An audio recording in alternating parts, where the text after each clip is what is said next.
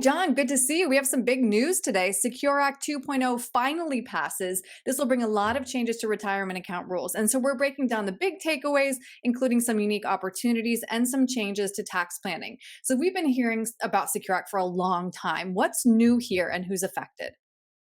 Well, this is another huge bill passed by our legislators. They just had the huge Secure Act bill just a few years ago.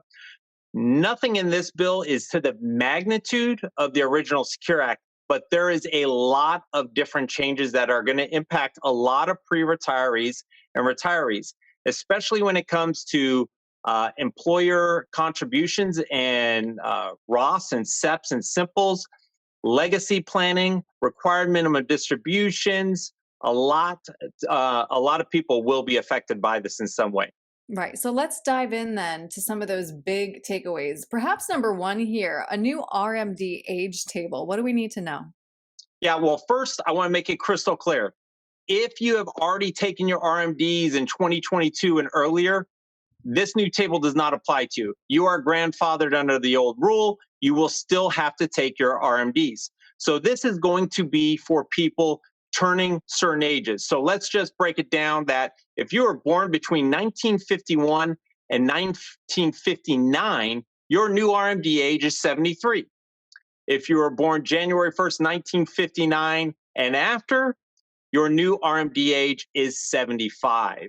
So we want to just make sure that you understand the dates of birth and how they relate to your RMDs. Right. It's an important consideration too, John, because of course, when we delay taking those RMDs, that does leave us with a larger account balance at death. And Congress stripped the lifetime stretch IRA rule. So now almost all beneficiaries must take out the entire balance in 10 years. That is quite the tax burden. Yeah, and anytime Congress writes a new book, you better read the fine print because there's always that gotcha moment. So Right. yes, this leads to tax planning opportunities with the ability to take advantage of those extra years of non-forced distributions. But understand, non-action could lead to higher tax bills for the surviving spouse and your beneficiaries. All right. Next, though, kind of tied in with the RMDs, RMD penalties. What's new? Yeah, so I'm actually surprised at this one, but it's a good surprise. They are taking that ridiculously high 50% excise penalty that we've always harped on for as long as we've done these videos, and they're reducing it to anywhere between 10 and 25%. If you get down to the 10%, it's really, did you take it from the same account and in a timely manner? So Mhm. that's good news. I was actually pleasantly surprised about that. Yes. All right. Another interesting change, QCD changes. What do we need to know here? Yeah, so QCDs are qualified charitable distributions. We've talked about them a lot. The good news is the age is remaining at 70 and a half. So this can be used as part of your planning even before you are starting to take required minimum distributions.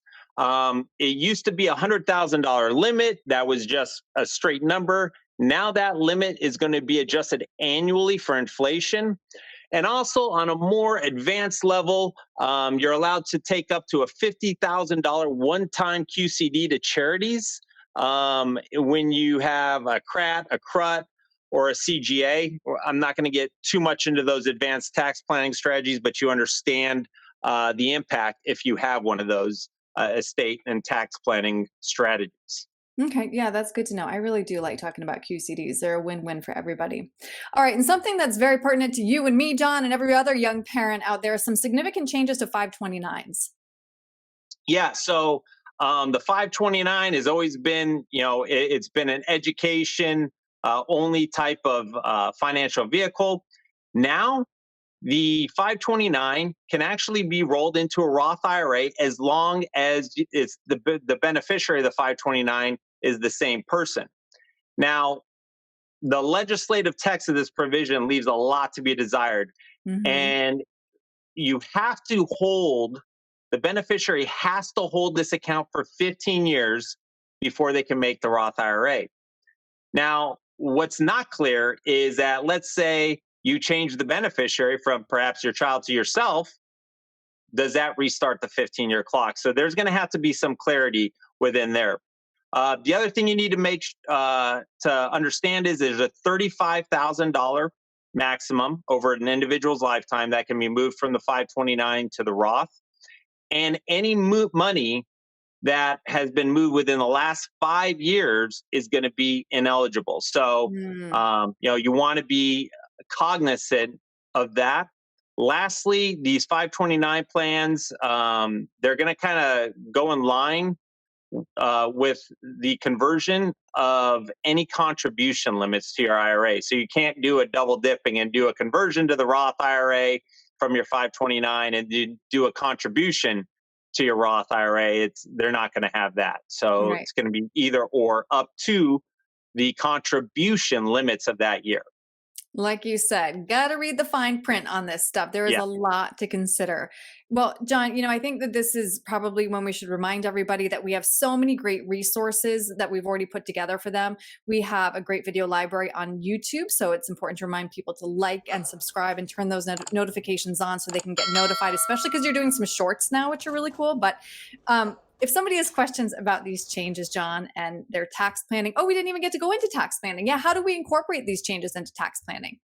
Yeah, you're going to skip out my favorite part, right? Never.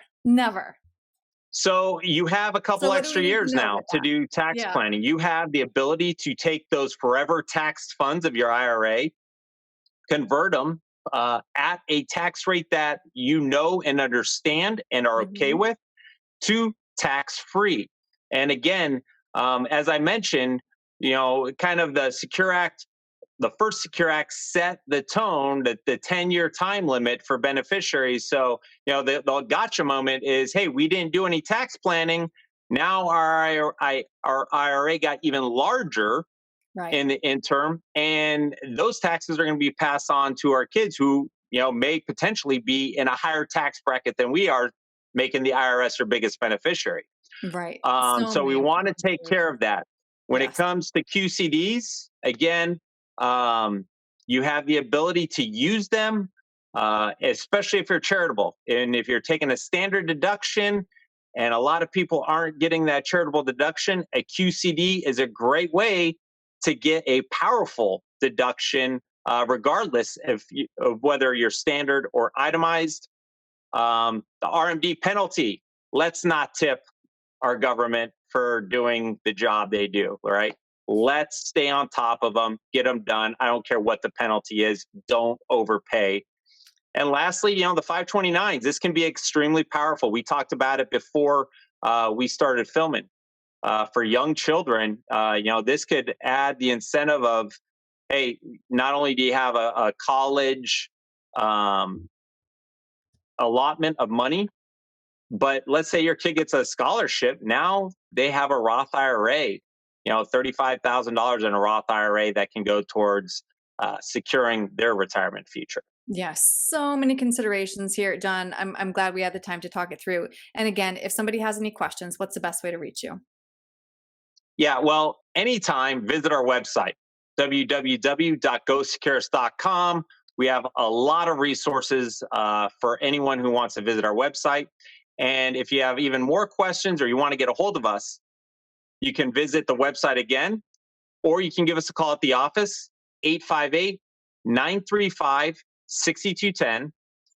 Either from the website, you can go to the contact us and schedule a 15-minute phone call, or a 60-minute complimentary consultation. Perfect. All right, John, thank you very much. Thank you, Erin. And smile. All right.